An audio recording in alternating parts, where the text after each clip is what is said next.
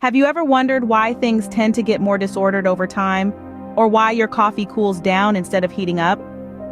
This is all down to a fundamental principle of nature known as the second law of thermodynamics. At the heart of the second law is a concept called entropy, which is essentially a measure of disorder or randomness in a system. Think of it as a way to quantify how much the energy of a system is spread out or dispersed.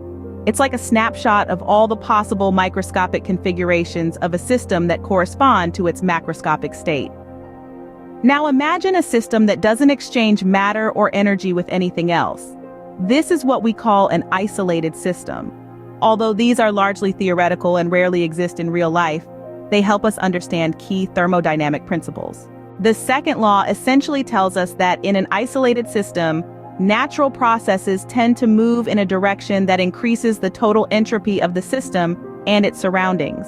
In other words, over time, the system becomes more disordered and its entropy increases. Examples of this are all around us. Consider gases mixing, heat dissipating, or a scent spreading in a room. Each of these processes increases disorder and entropy. The second law also has a say in the quality of energy within a system. It tells us that energy tends to degrade over time, with high-quality forms of energy like chemical potential energy or electrical energy being converted into lower-quality forms like thermal energy or mechanical energy. Another key aspect of the second law is the concept of reversibility and irreversibility.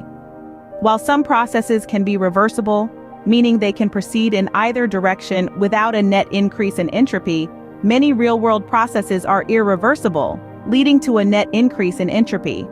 Lastly, the second law sets boundaries on the efficiency of heat engines. The Carnot efficiency is a limit dictated by the second law. No heat engine operating between two heat reservoirs can exceed this efficiency, which depends solely on the temperatures of the reservoirs. In a nutshell, the second law of thermodynamics is a fundamental principle that illuminates the irreversibility and directionality of natural processes, underlining the tendency of systems to evolve towards states of greater disorder and lower energy quality. Its influence is far-reaching, shaping fields ranging from physics and chemistry to biology and engineering.